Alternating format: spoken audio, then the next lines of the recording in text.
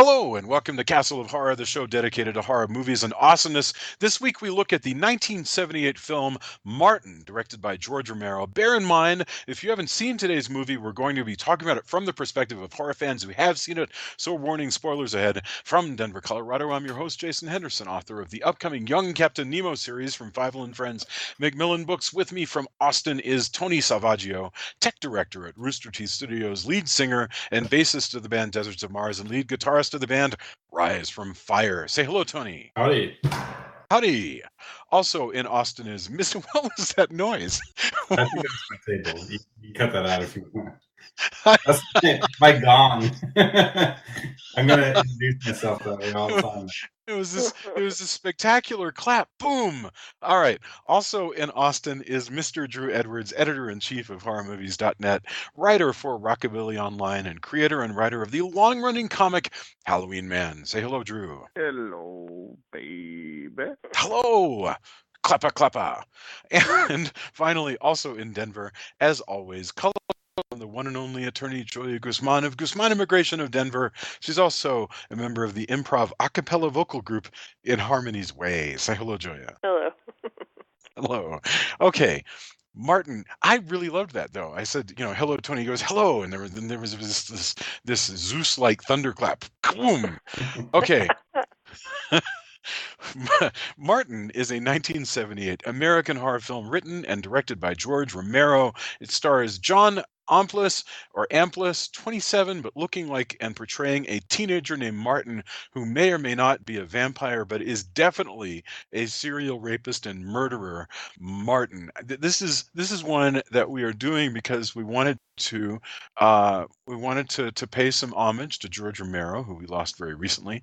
So let's do it this way. Let's do the reverse of last week. Let's get opening thoughts from Drew, then Julia, then Tony, and then I'll go. So, Drew, opening thoughts, George Romero's Martin. I like this movie quite a bit. I think it's one of Romero's more memorable non-zombie movies, because if you talk to people, it's funny. It's like they think that he only did zombie movies because his zombie movies are so famous. I don't think this is a very fun movie. It's sort of like hanging around with a psychopath for an hour and a half. Yeah. So it's not exactly a pleasant view, but I do think it's an excellent film. And I do think it is one of the earliest, if not, it is one of the earliest movies to my mind to really kind of deconstruct horror archetypes, and we saw more and more of this once we got into the 80s. But this really seems like a pretty good prototype. Particularly, this is Romero turning his sort of skeptical eye to vampire tropes and saying, well, if vampires were real, they would be sexual predators and not in a sexy, Frank Langella kind of way. And if Van Helsing was real, he'd probably be a batshit crazy old man that you wouldn't want to hang out with. And so it's a very cynical Romero take on this. So I think that this actually says a lot of interesting stuff about the vampire genre that later I think a lot of people kind of zeroed in on it. So it's sort of an early postmodern horror film. So I think you have to kind of take a look at it. But good film, not an easy movie to watch. I think that has to be stressed a lot. Like, the violence is very, very real. If such a thing can be said about a movie like this, like, the violence has a reality to it that even Romero's zombie movies don't, because the violence in those movies ends up being kind of cartoonish by comparison. Wow. Okay. Excellent start. Julia, so I feel certain this is probably the first time you've watched Martin. What are your thoughts? Yes. It is definitely the first time I've watched Martin. I agree with Drew that it is disturbing and well done, but not pleasant to watch. I didn't enjoy it for that reason. I don't like it because it is just really dark and depressing, and it's very real. I mean, I feel like a lot of the things that happen, it reminded me of Henry Portrait of a Serial Killer. It was very authentic. All the things that he goes through, where just nothing ever goes smoothly, and it's all awkward, and it's just I don't know. I just thought it was well done in that regard, but I definitely didn't enjoy it because I don't like. It made me feel very uncomfortable. So I guess if that's what he's going for, then that's certainly achieving what it's supposed to achieve. It is actually George Romero's favorite of his own films, according to many people. So he liked it as well. But yeah, I think I think it achieves what it wants to achieve if that's what it's going for. Fantastic. Tony, what are your thoughts here? Yeah, I'm kind of firmly in the middle. I enjoy what it does. I think it's a really excellent deconstruction. I think there's a lot going on here that Romero is doing. But like Julia, the more realistic it is, it's not one I'm gonna be watching a lot, if ever. Again, even though I think there's a lot to the time period and the context of this kind of vampire movie that's not exactly a vampire movie. By the way, it did have an awesome VHS cover too.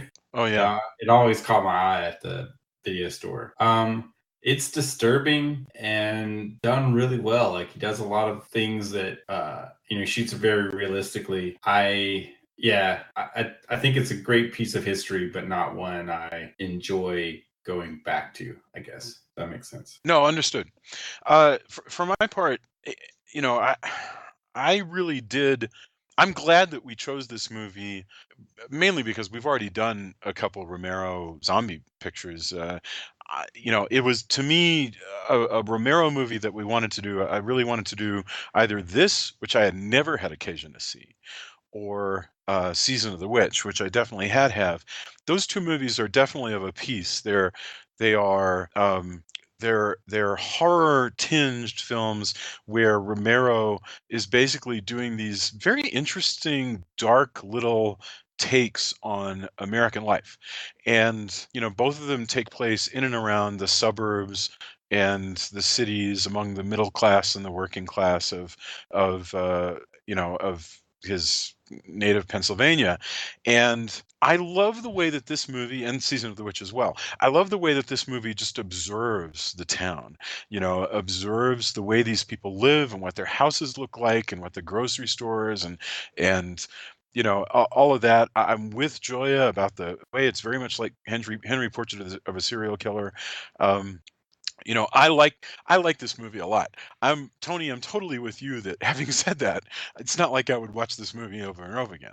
I'll watch Brides of Dracula over and over again, but I really do appreciate the way this movie is done. It impresses me. It leaves me with a lot of questions. I find the murders in it to be really intriguing and scary, and often kind of horrendously funny, because they tend to just go batshit bonkers wrong when he never sort of stylishly pulls anything off. So it's cool. I'm glad that we chose this movie to look at. All right.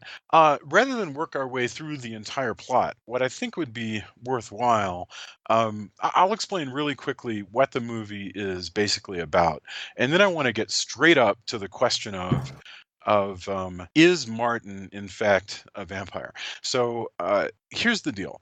It is about a young man who comes to a little town in near Pittsburgh, where he's going to be living with somebody who he calls his cousin, but is actually more like a great uncle.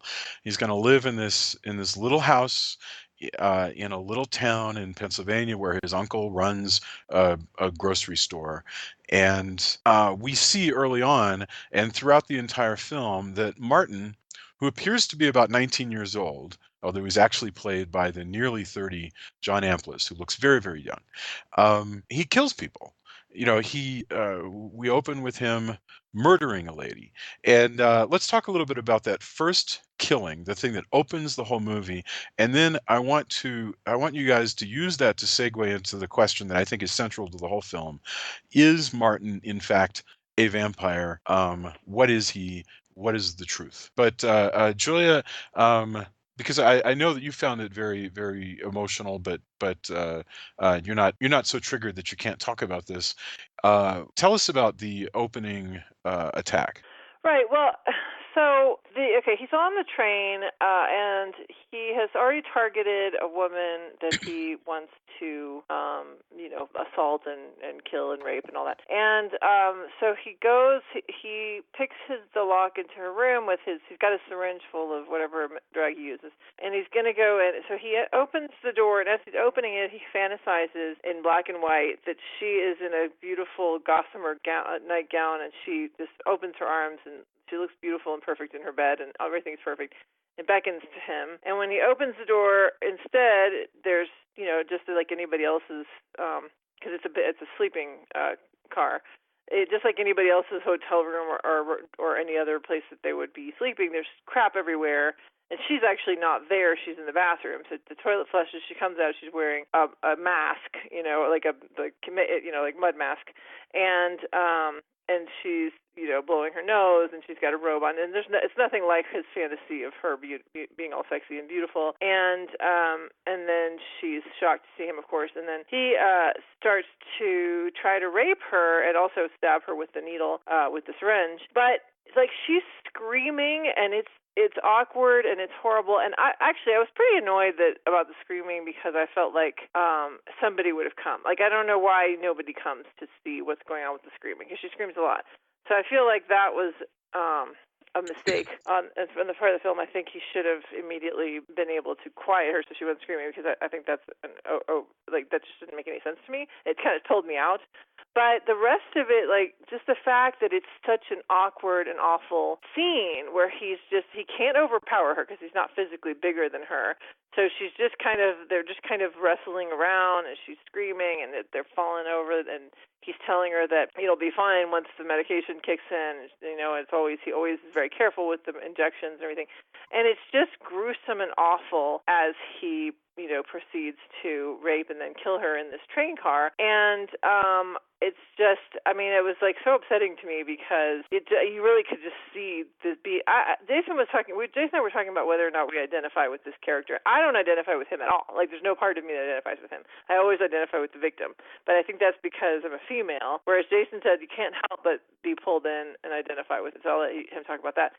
But I thought that was interesting, because there was nothing about that. As far as whether or not he's a vampire, obviously he's not the kind of vampire that has fangs, because he has to cut people to be able to drink from them. Oh, that's what he does. That he cuts her and drinks her blood. Mm-hmm. George Romero had originally written the script to be an older vampire, and who was like kind of trying to make a go of vampirism in the modern day. But then when he saw this kid on the stage, he decided to rewrite it for him. And so I believe he is a vampire, and that those flashbacks that he's having are actually flashbacks to a previous time. But that's my take on this. So we can talk more about that. I wanna say something about like the shifts between like the two styles, because that's something that happens throughout the movie. There is the way you can take it, which is the way Julia took it, which is, maybe these are him remembering things, or, like something about his past kind of intruding on his present. But I also think the fact that when he has these visions, they're in black and white, and they're done in this more gothic style, I think that is him commenting on Universal, and I think that is him commenting on Hammer and the sort of like sexy vampire trope where the woman wants to be attacked, and then he shows us the reality of what it would be like to be assaulted. And so I think that it's no accident that the character is named Martin, which is the same name as Renfield Orderly in the Bela Lugosi Dracula. Like, Romero knows exactly what he is doing. We talked a lot about when we did Only Lovers Left Alive, about how it seemed like somebody trying to deconstruct the vampire genre but was not overly familiar with horror films. This is what it looks like when someone who really knows the genre starts to take a scalpel to it. And you ask the question of whether or not he is a vampire. My response to that is twofold. One, this movie positions a sort of folkloric vampire mythology where there are these families that have the quote unquote accursed in their bloodline, and that they are born and they have to drink blood, and it is your duty to either save these people's souls or destroy them, but you have to look after them to a certain point. And Martin is one of these. And Martin himself constantly goes on, well, there's no magic. There's no magic. There's stuff that appears magic. And then he says, it's just a disease. So that's how he looks at it. But the two central He figures... says he's 84 years old. He says he's 84 years old. He does not believe exactly the way Kuda, his cousin, believes, but he believes nonetheless. Yeah. So the two central figures of this movie, you have Kuda and you have Martin, and they both believe that Martin is a vampire. And while that question is open-ended, I still say if these two accept that Martin is a vampire, that is the reality we are working off of. Right. Right, because this older man would have known him his whole life and seen they never aged, is my thought. Exactly. That would be true. Exactly. Tony, you were going to say something. What I like is it could be ambiguous. You can also take it as this whole family, with the exception of Christine, the daughter, is deluded, and they've kind of put Martin up to this delusion because he could also just be a sociopath who sees these things in black and white how he would want them to be and romanticizes in his head that this is the way reality is. But I like that it's open-ended. He could actually be 84. But he could also just be a messed up kid in a messed up family who this disease is, psychosomatic. And that's one thing that makes this movie interesting, and not just, oh, look, there's a lot of realistic rape and murder. And so that's the part I think that elevates it, is the question of, is he a vampire? Is he troubled? I personally, I'm with Julia. I can associate with a lot of outsiders in movies. I don't associate with Martin at all because he's a creep and a rapist. Well, I want to try to, he's at best, that's right. Could be a vampire, maybe, in which I guess that's what he has to do, kind of. But none of it's a thing where I'm like, oh yeah, well, I get that he's an outsider. Like, none of that works for me. There is this whole. The whole movie has this layer of sadness throughout it. And Martin is an incredibly sad character. So I can relate to him on that level, but I don't really feel bad for him. Like the same way. Because he is... I was going to defend his position that I put on him. Well, I really quickly, I just wanted to mention two things. But before I get to the association question, you said something really interesting, Drew, which was about how those fantasies, the black and white fantasies, are a commentary on horror movies. But I just want to, you're totally right, but I just want to point out that particularly this movie being shot in in the summer of 1976, when you see those women in with their arms out typically and sort of floating, and there's a slow-mo kind of thing, and it's black and white, the thing that pops into the heads of any human being watching this in 1976 is Dark Shadows. Because we watched, and it's been a couple of years now, but we watched like The House of Dark Shadows and Night of Dark Shadows, and both of those, which were made in 1970, just a few years earlier, had a lot of that open-armed, floating, weird, gothic, heightened romanticist stuff. And so, when he's wanting to draw, Romero is wanting to draw a contrast with pop culture. It seems to me that Dark Shadows is like foremost on everybody's mind at this point, because it's only a couple of years after that show went off the air, and you've had two movies very recently. But to my all I was saying is that there is no other main character here besides Martin. So it very much is a thing like Henry Portrait of a Serial Killer, where we are meant to say that Henry's Portrait of a Serial Killer is like this, if we're being fair. True, that is absolutely right. I mean, the experience that you're going through is, as a watcher, is that you have no one else to hold on to. There's no other main character. There's no one to try to follow through the different sections of the script or anything. There's no arc. other than that which Martin experiences. And it uh so you have no choice. So that was my only point, is that he's the protagonist, he's the main character. So it's what's weird is that it's not very normal. We have anti-heroes all the time, but it is very unusual for a main character to be a straight up rapist murderer the way that Martin is. And he's not even this is going to sound funny, but he's not even intended to be an enticing, sexy, or particularly seductive version of any of that. He's just this guy, this dweeby, drippy, sweaty, limp, skinny, beige wearing guy wandering around and occasionally attacking people. It, it is it is so strange to go, oh, so this is the guy that we're going to follow around. But I think Yeah. that is Romero's response to Dracula. Like, I think, Yeah. like, Romero, has seen all those movies. He's seen all those characters, the variations and everything, and he's stripping away the cape Yeah. and the fangs and the slicked back hair and the castle and everything that would make vampirism cool. Yeah. He's taking it down to like a guy that's a delivery boy at a work. He's making it working class. It's no Yeah. longer this But- elitist thing. And Yeah. he's yet saying he's giving- this guy's pitiable. He's pitiable. He's pathetic. And I think that's what Romero ultimately thinks about, the character of Dracula. Like, I think that there's like that cynicism is like, if this guy was real, he'd be a fucking pathetic loser. I Right, don't but he's think, giving- huh? He's giving Martin, though, the fantasy that he is that cool Dracula character. Although ultimately Martin knows that he's not that, because he's critical of vampire movies. Because he when he calls into the radio, even though he calls himself the Count, he knows, like, he's like, oh, it's not like the movies. It's not like the movies.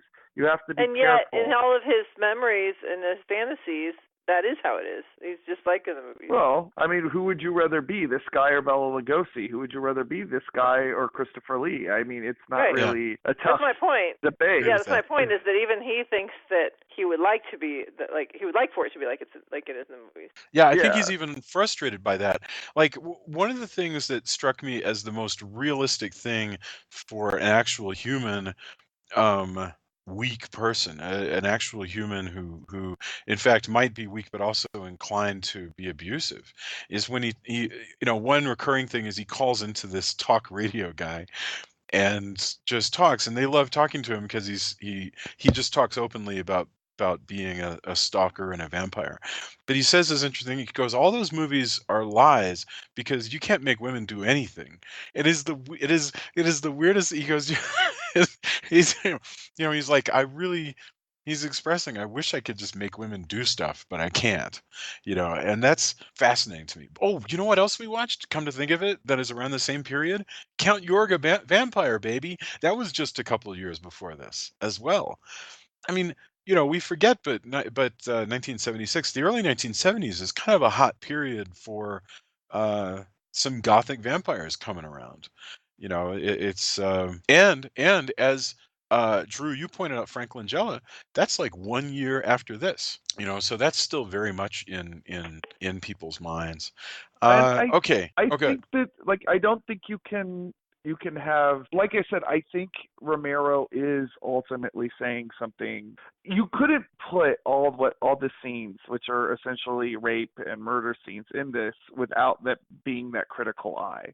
I think a lesser movie, this would just be some crappy grindhouse exploitation film. It's the fact that it is making you think about the other vampire movies that you watch and what the subtext of that might actually be. Yeah. That makes this artful instead of just trashy. Okay, I want to talk about the next really interesting crime that he commits. Well, Martin comes, and he's staying with his uncle or whatever he is, his cousin, who says, "I'm going to save your soul and I'm going to kill you, but for now you're going to work for me in my grocery store." And while he's kind of starting a flirtatious relationship with this housewife, he meets this other housewife, who lives in by a the way, really can you pretty back up for a swell second? place.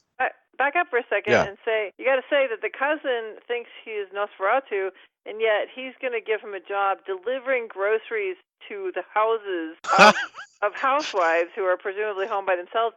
I'm like, is that really the best idea if you're wanting this guy to not kill people? He does tell him that if he takes anybody from that town, he's going to drive a stake through his heart. Yeah, True. but He does say I that. mean, it still seems like it's a little, unwise. That's totally true. You're right. By the way, how cynical is George Romero about Housewives? I mean, oh my God, when you put this movie with Season of the Witch, you have a guy who is deeply skeptical of the American institution of marriage. But Well, he's watched a lot of porn. yeah, well, Oh, I I mean, think also And yet he married the girl that plays the granddaughter in this. So obviously That too. that's skeptical. yeah, Oh, that's true. I think there's a lot of this going on. I mean, we've been to enough Weird Wednesday. I think there's an overall idea of the America's falling apart. There's a certain malaise in a lot of these movies, especially the genre movies, that Yeah. has a very similar theme. And you've got things like, the Rolling Stones are putting out stuff like Mother's Little Helper. There's a lot in that. Yeah, that's a good point. But there's a lot of commentary on that kind of destruction of the nuclear family that's going on around this time. And I think it's really a reaction to that. I mean, yeah, maybe he's super cynical and everything, but I think it's also, hey, here's what we're feeling in the 70s. And I think you're right. I like what you said about America falling apart. Because he really does. This is the most verite movie that because Night of the Living Dead could take place on another planet, since mostly even though it does give us a good look at the late 60s, it's so enclosed. It feels like a stage play many times. This, the camera just walks. It walks around this town. The town, this is not even the poorest of towns. It's just a regular town, but everything's old, everything's run down. The grocery stores are pretty rough. The people who live farther out of town live in some nice houses, but basically in town, it's Martin's not poor. They're not on the streets or anything, but this is basically all of America. He seems to be saying is just kind of cold and crumbling. Yeah. What struck me as I was watching it, it felt like it was filmed. There's a certain look, and maybe it's just the budget. I'm not sure exactly. Film stock, etc. It looks like stuff that was filmed for PBS that went directly to PBS that I remember from this time period. And again, I'm not positive. It's not just, hey, that happened to be the film stock they're using, etc. But it felt very much like a PBS movie. Sure. I know exactly what you're talking about.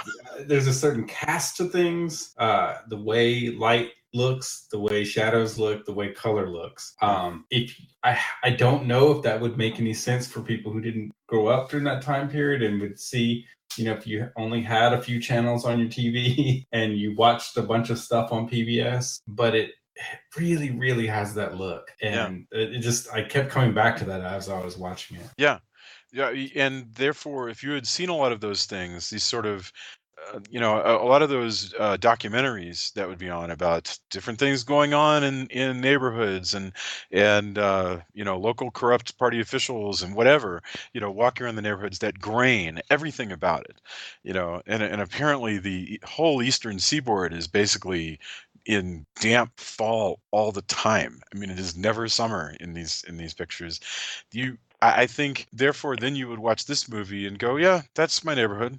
I recognize it. Well, that's the thing is, like, when I was saying it's so real and it's so ugly. Not just the murders and the race, but everything. There's so much ugliness of he's just, even when he's coming into the town, he's looking around. He looks up and he sees the guy on the toilet reading the paper, and then he sees like some dead trees and sneakers on wire and just like everything that is ugly, and just nothing. Yeah. It's the opposite of like Halloween, where we're seeing all this beautiful suburbs, and everything is just so pretty, pristine. And even he is like magical, in that movie. It's like Michael Myers is just magical, how he is able to get from one place to another. Everything is so smooth. It's complete opposite, of this film, where he's just, like you said, everything goes bad and whatever can go wrong. Yeah. It's the Murphy's Law of serial killers. I would like to find I'm sure there's been some studies on it. Why? And again, this is from my early childhood as well. Why in the 70s was everything that horrible brown and Yeah. that weird avocado meets lime and mustard color? Yeah. Like, Yes. why those three colors? They're Yeah. horrible. And if No, I know. you There's only have this to look at a notion that few Polaroids or like slightly reddish tinted photographs from that era. I Geez know Louise, like in it's this crazy. movie, and you're It's just so like, weird. ugh, I don't understand it. Why? Cars are colored that. Kitchens. People are like, you know what this kitchen should look like? Baby poop yellow. That's what would be good for this Well, kitchen. the fridges are brown. Like the more I started watching this movie, the more, and I've seen it. You see a bunch of stuff from this era. It's not, but we've firmly gone. Probably part of it is just where he's filming, but Yeah. there's none of the mod stuff you see from like Italian movies or where often there'll be like a bright red or white or whatever. We're firmly in America where everything during this era is brown, yellow, and green. Yeah. And It's some amazing. shade or variety of that, some slight hue off from that, at least in suburbia. Oh man, why I still to this day even wonder. the nice places, Oof. and like I say, this movie I think goes really well with Season of the Witch, which he did just a couple of years earlier than this, and both of them. Season of the Witch, it takes place in a nice house. She's the main character there is very much like the housewife that Martin starts an affair with in this movie. But even so, it's the same ridiculous color schemes. It's everything. But in that one, you see a lot more. You see the whole kind of neighborhood. You see the other housewives that come over, and you kind of get that. Look, people are getting by in this world. That's the other funny thing. Do you remember how when we talked about Poltergeist, the remake? And we said that the funny thing was, given how it paid lip service briefly to the fact that he was out of work, nevertheless, there was like no sense of these people kind of making it in a world of economic anxiety, that these houses are huge. That house they buy is ridiculously large. This place feels lived in. All these ladies who come to do their shopping at the grocery store, they're living in tiny houses. They know how it all works. They're all making it. I really love this little world. But I wanted to mention, okay, the most amazing, interesting, like great filmmaking piece, and the kind of thing that I think Romero should be remembered for, is a sequence where Martin decides he likes this hot housewife in a neighborhood that he's been delivering to. I think he may have delivered to her once. He kind of he scopes it out by going up and pretending to be deaf so that he can see who lives there, and he sees the hot housewife and the husband, and so he goes, all right, later on I'm going to rape and kill this woman. So he goes and it becomes like Ocean's 11. He goes and he buys a radio that he can use to manipulate the garage door opener so that he can break in to attack this woman when her husband leaves town. And then the scene goes ridiculously bonkers. Tony, do you want to like explain what goes wrong with his very clever plan to break in and kill this woman? Well, everything kind of goes wrong. I mean, first, it doesn't happen the way he pictures it in his black and white fantasy land, where he busts in and there's a guy there. She's not just languishing, waiting for a kid, a delivery boy, to come free her from her housewiveness. And then ends up that the guy, he's may or may not has figured out how much medicine to give a woman to knock her out. Yeah. But he definitely has not put enough for a kind of like, fit, older guy. And so there becomes this whole strange cat and mouse. Also, a lot of this only works in the 70s because he injects the guy. The guy's like, hey, what'd you do to me? Goes around and he's arguing he's arguing with the woman. Like, why don't you call 911? And she goes, "What's the number?" Like, no, she's like, you're not supposed to be here. I don't want to get in trouble. I don't want to call the cop. I don't want the cops to come and them to find out that I'm cheating on my husband. Yeah. And then they argue about whether 911 will trigger the cops or just the general emergency. Yeah, it's horrible. It's this whole terrible, actually a realistic in a lot of ways conversation. Yes. Because when stuff goes bad, all of that stuff where you think rationally, oh, I would do this, that's BS. And anybody who's had any kind of anything happen knows that all that goes out the window when you're panicked. The guy's going around and Martin's trying to get back to, he's doing this thing where he's trying to get back to get the to get the knockout stuff, whatever poison he has, whatever chemicals he uses to knock people out. He's trying to go back and then try to lure the guy, and then he's messing with the phone, like taking off the hook and using the numbers to make it beep, so it sounds like the phone's going crazy. Oh my God. And disrupting the call. It's this whole. Eventually, he locks the guy out, who has to come back in, and has stabbed him twice by then. So the guy's actually succumbing to the medication. Yeah. But the whole sequence is decently realistic because it's desperate. Everyone's desperate in all of the events, and it's disturbing as hell. And it would play out that way in a police blotter. You can picture this, and then. And then it looks like he got stabbed again, and then, this happened, and, he was outside, but then he came back in. We see his footprints. All of that stuff you could see as a write-up. Yeah. And then end up on some true crime newspaper thing, Yeah. I could see seeing this in one of those shows and going, wow, that's amazing. I can't believe all this stuff happened after this guy broke into this house. Yeah. Absolutely. I mean, it culminates with him killing her as usual, but it's. Oh no, he doesn't kill her. Remember, this is the thing.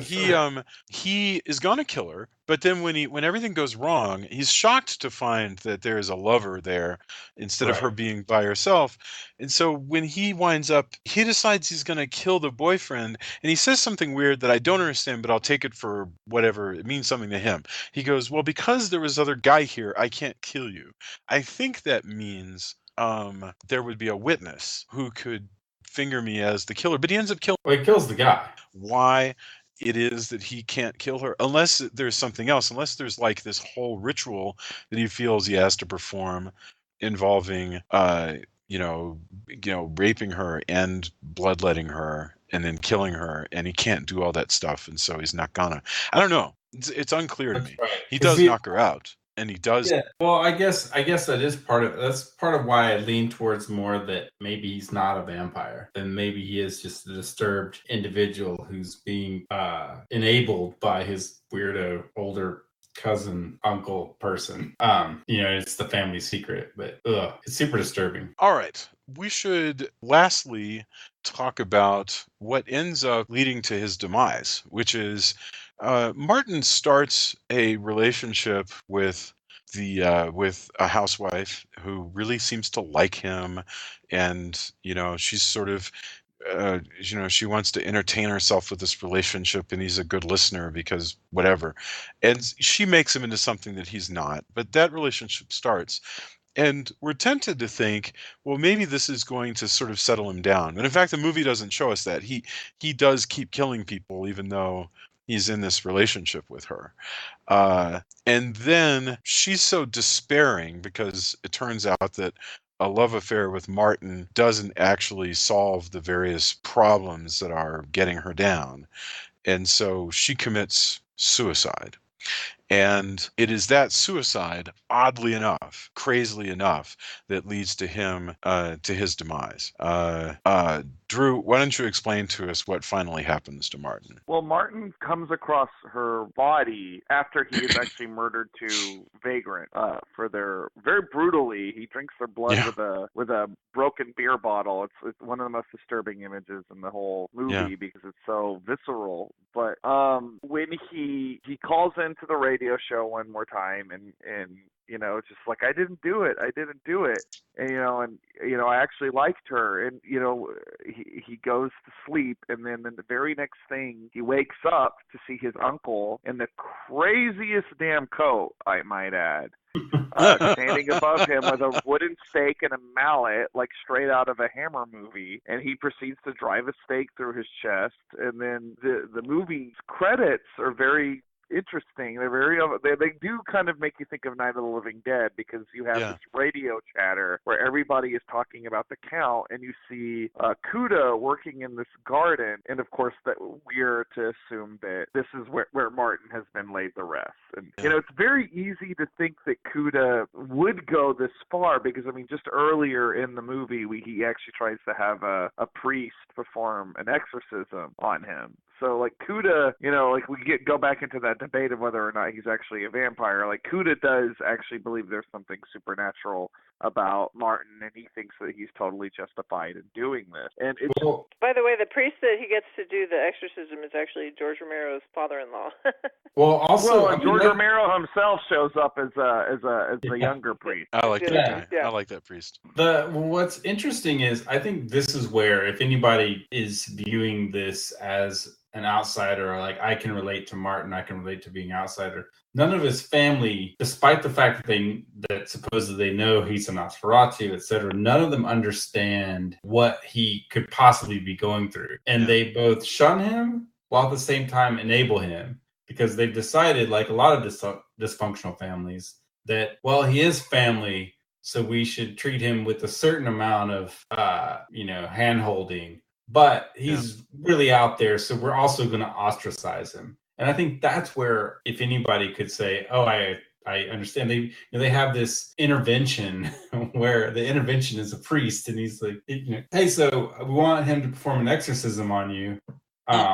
In the same way that you would have somebody go, you should quit listening to that music, or hanging out with those friends, or it's like an watching intervention. These movies, or etc. It's like an alcoholic intervention. Yeah. But for kids, it's usually for kids though. Said hemoholic. Right. Yeah. Nice.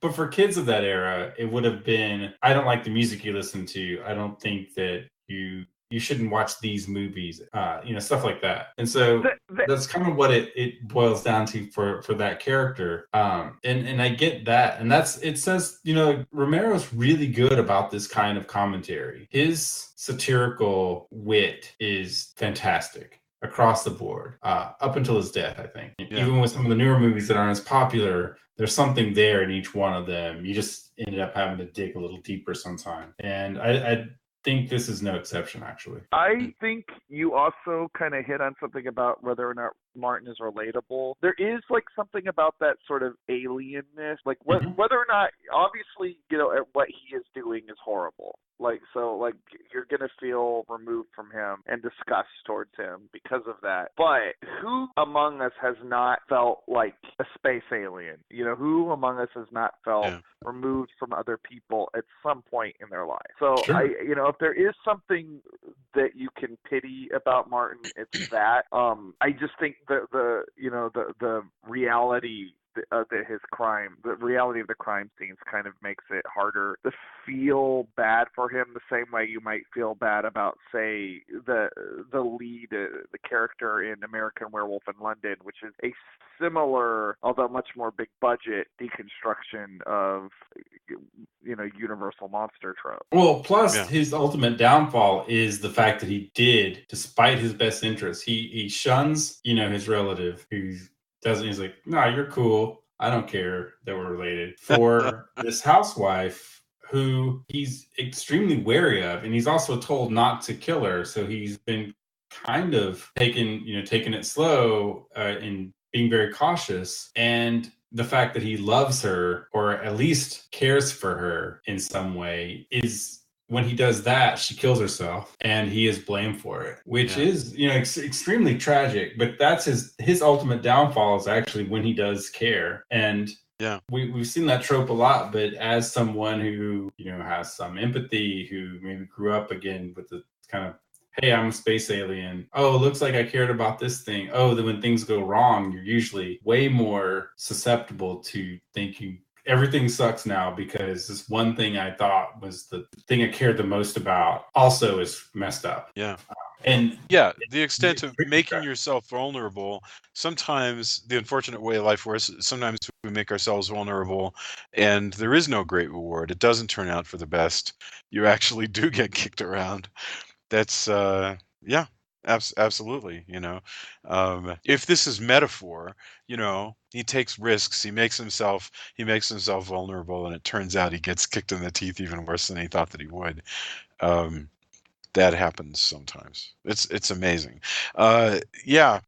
I'm So really still curious. I know we kind of got off the topic, but I'm really curious about the memories and how much of what he remembers is actually real, if any of it, versus just his fantasy. Because he's got the memory of the exorcism too, and he doesn't.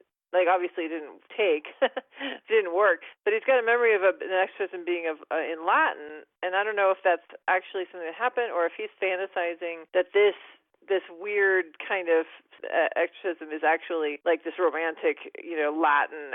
I mean, I really would love to know how much of what he sees in black and white is just a fantasy version of what's actually happening versus a memory of what happened in the past. I'm really curious about it, but I don't know that there's an answer. I think that's what makes it awesome. I think you could take it either way. If he's Yeah. not a vampire, it's a terrible, tragic fantasy land. Yeah. If he is, then he lives this almost cyclical groundhog decades where Exactly. happening to him that are very similar to things that have happened in the past. Right. They're right. so it must be so coincidental. tiresome. Yeah, they're He would so go nuts. coincidental. I think that he may not be a vampire and he may just be a sociopath, psychopath. But I think that's the magic of the movie, and it does it really well. We can debate this for hours on end, and I think that's the sign of a good movie. Despite its budget, there's a lot going on here. I think Romero's great at that. He's the master of taking whatever budget he has, and it's totally different than a Corman movie or a Bert I. Gordon movie. He's there to make something that sticks with you, and he was always a master of that. Mm-hmm. I agree. Let's get our final thoughts, and then I want to get to endorsements. So where did we start? It was, I think it was, did we start with Drew? So I guess, Drew, Julia, Tony. So Drew, what an interesting film. Final thoughts on Martin, and then we'll come back around and see what you have to endorse for us this week. Well, I just want to say one more thing about whether or not Martin is a vampire.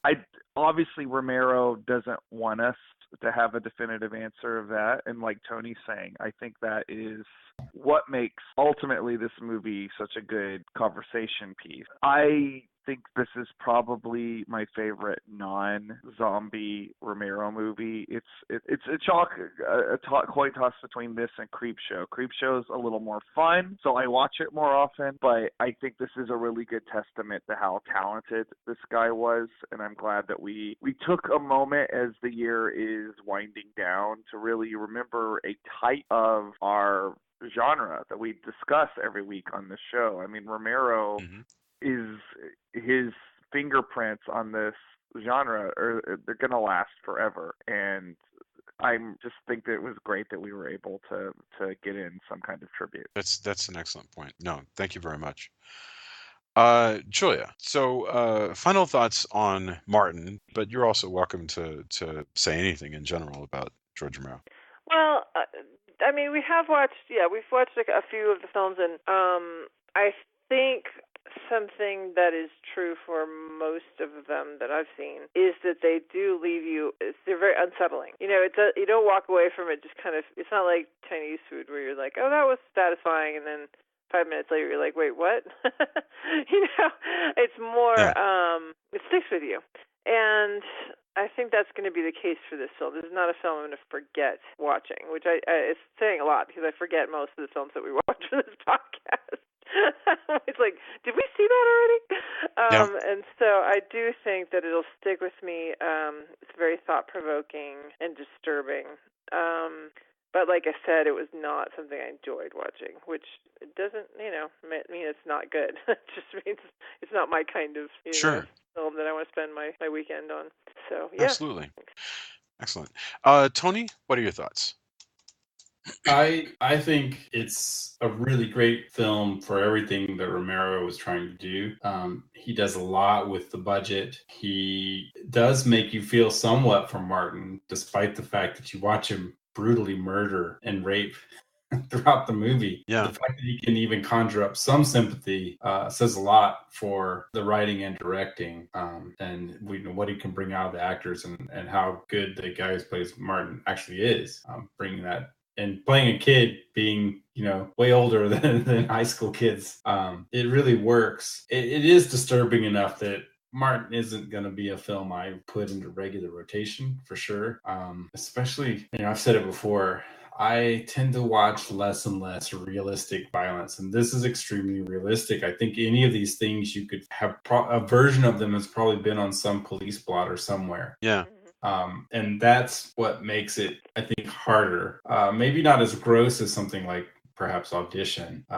But it's a rough movie in a lot of ways. But it's a thought-provoking deconstruction, and what Romero has to say, I think, about society and about these characters is really interesting. It's worth checking out if you can get past the really, really disturbing parts of it. And if that doesn't sound like something you want to view, I'm totally down. I agree with you on that as well. Sure. Yeah, I think I agree. I mean, I've definitely seen movies that are, and I know you have too, Tony, movies that are much, much rougher than this, but I think this movie could be very, very triggering for somebody who kind of prefers a more fantastic kind of horror, dark shadowsy kind of stuff, anything like that, gothic horror. This could be very triggering because it's very, very realistic. So if sexual assault and straight up murder are going to be very disturbing, I think you would just stay the hell away from this movie. Having said that, they are going to be disturbing. The question is whether you're going to be able to put up with it. If they're what would be the word? If they're so disturbing as to be, triggering, really, yeah. If you just can't deal with this, I think that's fair. That's totally fair. There's a lot of movies to watch. You don't have to watch this, but I found this film to be a very interesting look at the time. I'm fascinated by how much Romero wanted to document the world around him and then put these sort of comments on horror into them. I think he had a very interesting eye. And I was never as interested in most of the stuff that Romero was most known for. I frankly, I could take or leave most of the zombie stuff. I did like Dawn of the Dead a lot. We talked about Dawn of the Dead for probably like 3 hours. So clearly, I appreciated Romero, and I think he was very talented. But I love this early '70s stuff. I think it's very interesting work. So I'm glad we had a chance to talk about this. Let's do endorsements. I'm dying to know because our episode most likely, usually the way it works through the holidays. So I know we're going to talk about a little bit less. So make it good. I'm just curious what you have to endorse, if you have anything. So because I know everybody's super busy. Drew, do you have anything to endorse for us this week? I saw Murder on the Orient Express last week. I know that there is a lot of critics that are saying that they find that it is slow and talky. My rebuttal of that... They do know what it is, right? Yeah. My rebuttal of that is that it is character-driven and thoughtful. And I thought it was a really great adaptation. I think it's very glamorous and it has extremely witty dialogue. It reminded me a lot of watching a lot of the mystery films that I enjoy from the 30s, like The Thin Man. Obviously it's going to be a very, very classical mystery. It's Agatha Christie. I find myself a bit befuddled by some of the criticisms of the movie. I think I have not been more acutely aware of my shift in age demographic. Yeah. That when I was watching this movie, because my wife and I were the youngest couple in there. Everybody else was like probably 50 or older. Yeah. And I sat down, I watched it, and I was like, there are no monsters in this movie. There are no superheroes in this movie. I'm watching a movie made for adults. And I think that's really kind of sad that a movie like that now can't be seen as entertaining because we are so. And I like bombastic things. Like I followed up watching this by watching the Punisher TV show and the Runaways TV show. Yeah. But I think you would all be doing yourself a favor if you put aside Thor and you put aside Justice League and went and saw this instead. Like I think that is like I just think, you know, we get it. I like bombast. I will go see those movies eventually, but it's okay to have something that slows down and you actually have to listen to what the characters are saying every now and then. And Man. I think there is room for You know both. me, I'm the king of slow, and go ahead, Tony. What were you gonna say? I'm gonna tie on my onion belt on this one and just it comes from a book. What, like? Yeah, I know, right? Like just look at the thing. It comes from a book. Oh no, you know, I watched My Dinner with Andre and there was just far too much talking. Did you realize that's what it's about? I don't ever want to like it's not a movie for me, but holy fuck. Just seriously, world.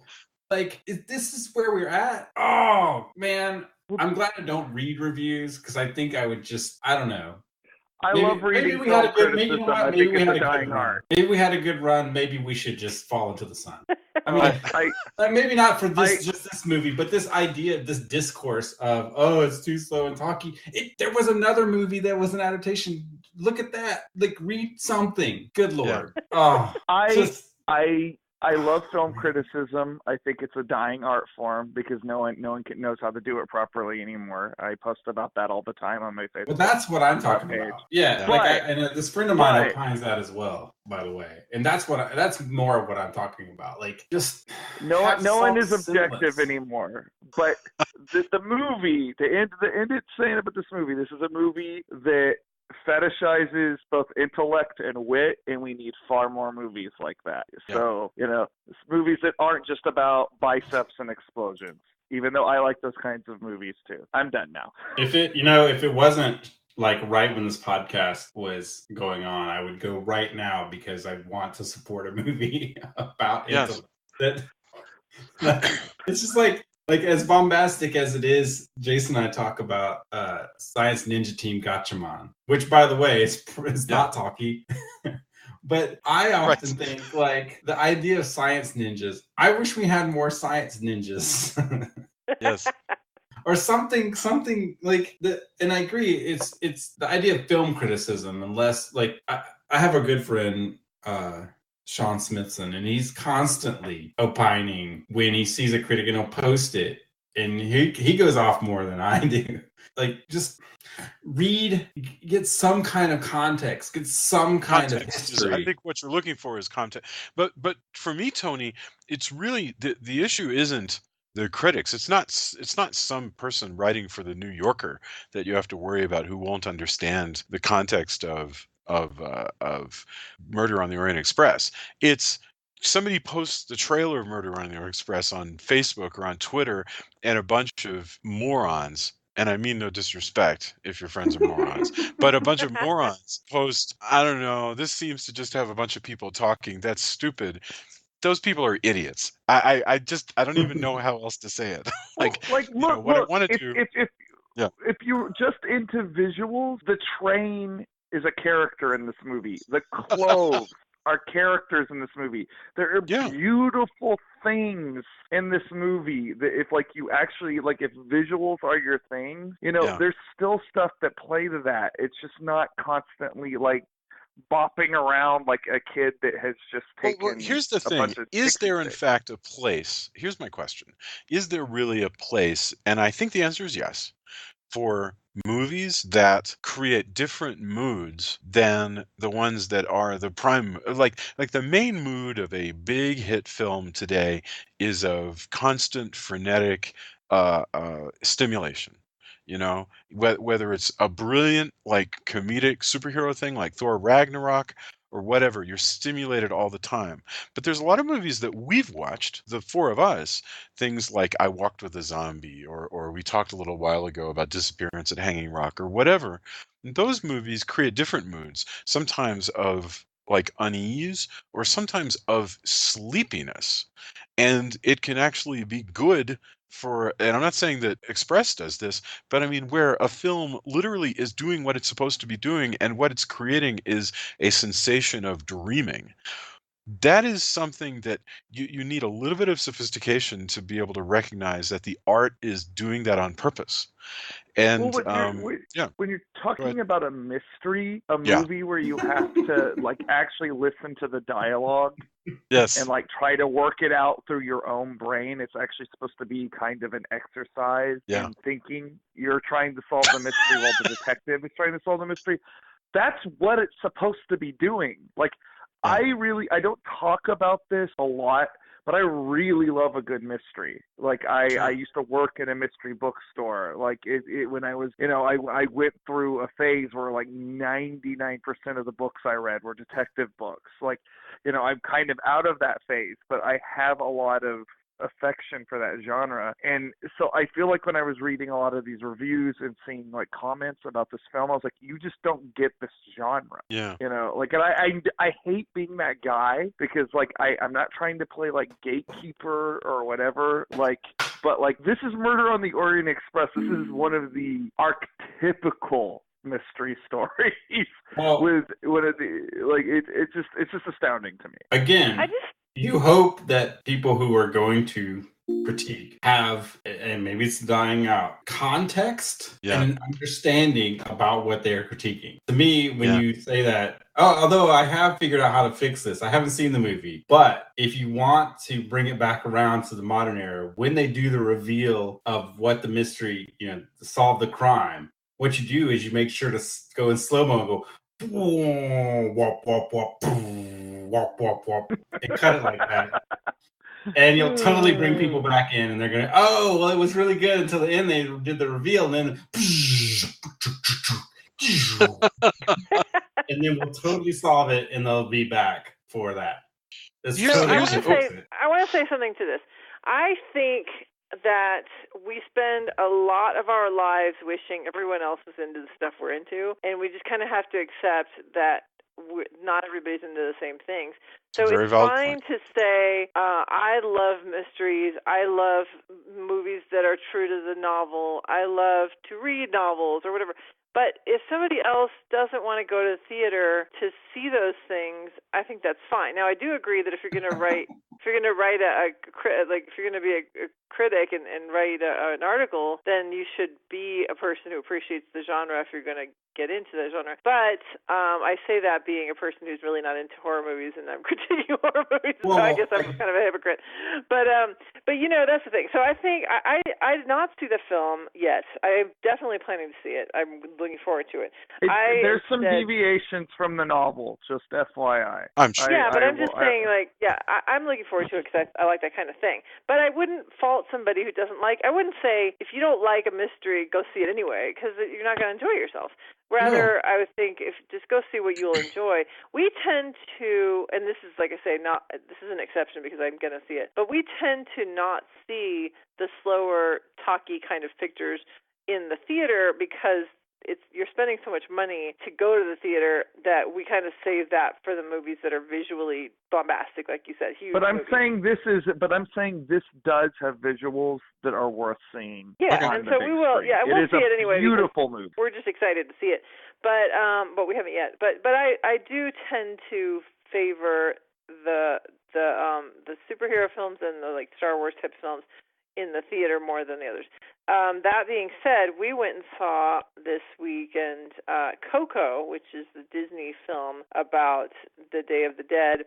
And it was also very beautiful and very fun to see on a big screen because of all the amazing, just amazing visual effects. And it's a really neat story. One of our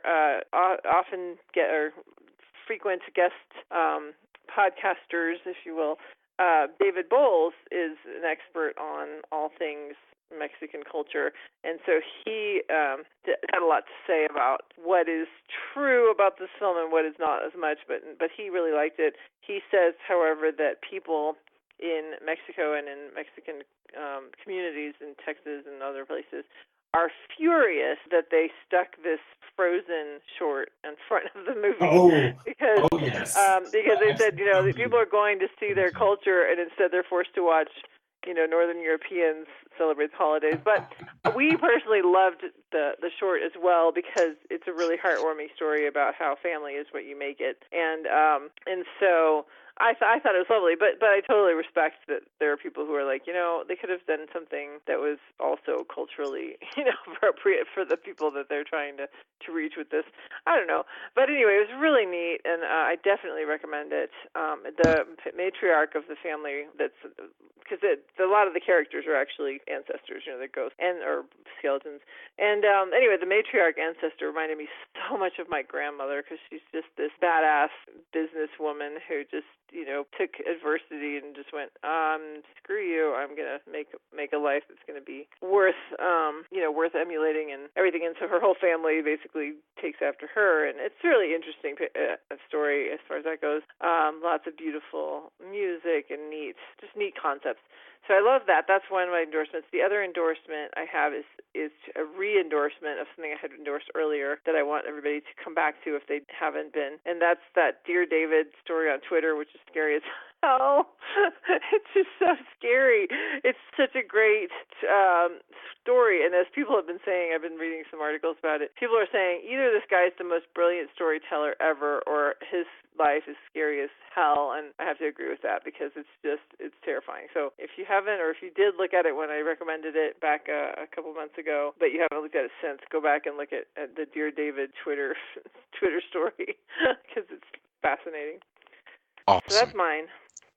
Wow, excellent. Thank you. Tony, what about you? What do you got? I got a couple things, but let me wrap up. So I agree with Julia that you shouldn't see things like if you don't enjoy it, it's not your obligation to go see it. However, if you're a critic and you're complaining that there's too much talking in your mystery movie, if your mystery movie is too mystery movie, that's kind of on you, I think. Like this horror movie was too scary, or this drama had too much interpersonal drama.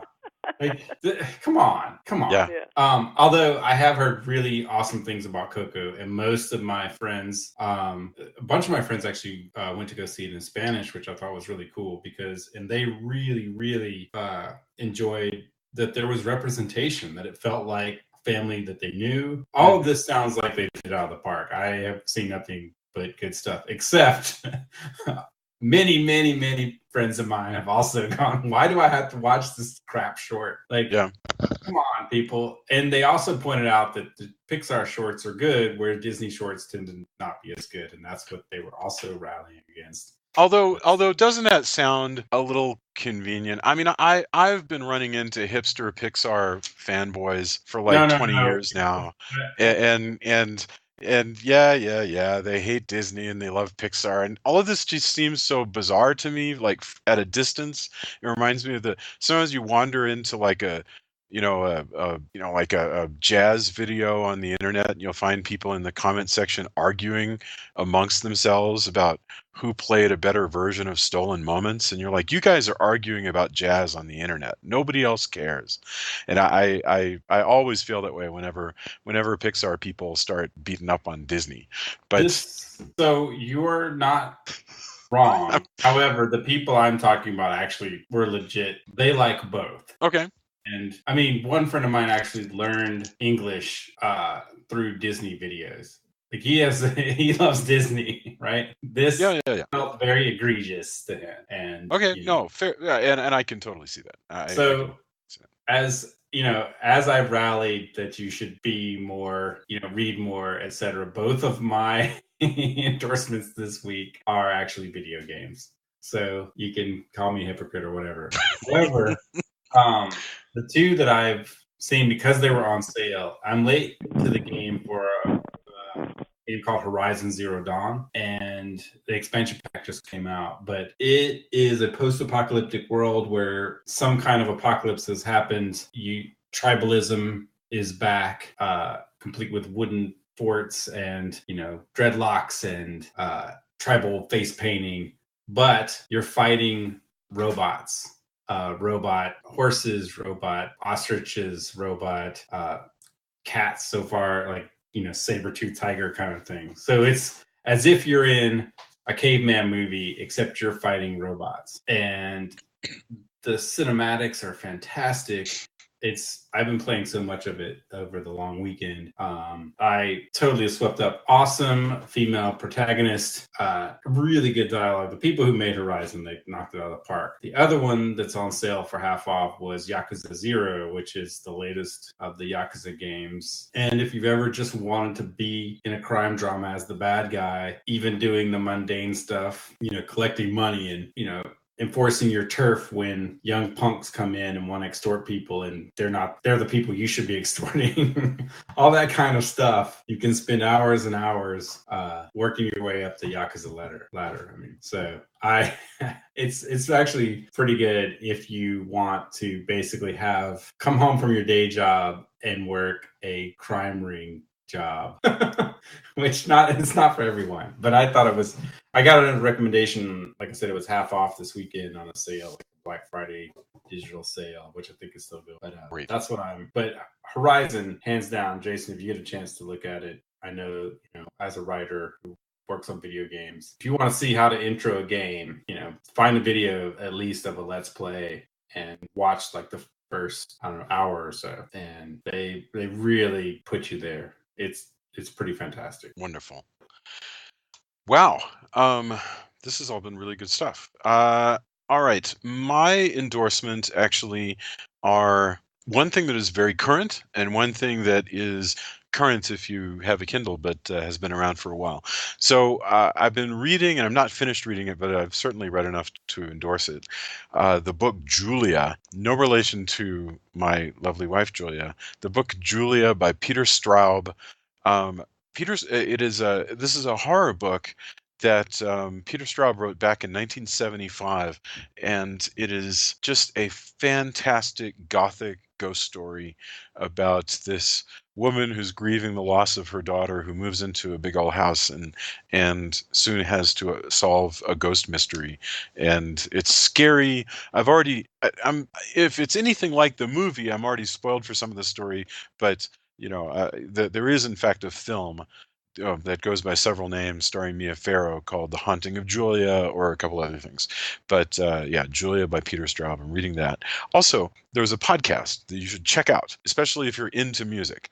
Chris Molanphy, Molanphy. Chris Molanphy is a music writer who has a newish podcast called Hit Parade. And every episode, and they do I can't tell how often. They seem to come like once a month. Every episode is an extremely intricately researched and beautifully cut story about a different musician or a couple of musicians. So, for instance, he did an episode that linked the careers of George Michael and Elton John.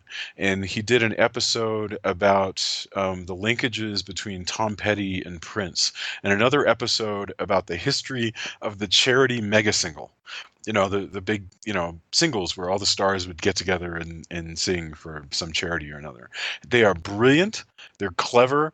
I love them, and I think you should definitely check out this show. It's called Hit Parade.